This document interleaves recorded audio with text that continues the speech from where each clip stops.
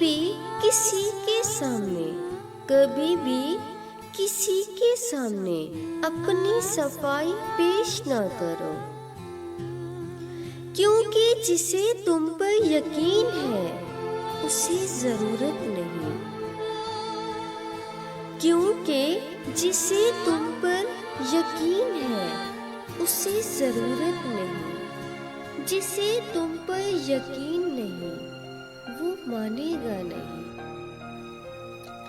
किसी के जज्बात को इतनी चोट ना पहुंचाओ, किसी के जज्बात को इतनी चोट ना पहुंचाओ कि आपका ख्याल भी उससे आए, कि आपका ख्याल भी उसे आए तो उसे तकलीफ हो।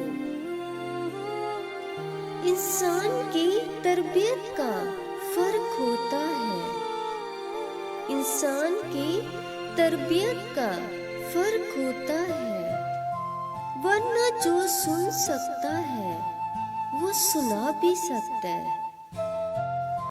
थोड़ी सी खुददारी भी लाजिम थी, थोड़ी सी खुददारी भी लाजिम थी। जिसने हाथ छुड़ाया हमने छोड़ दिया, जब उसने शरीक किया मेरी मोहब्बत में किसी और को,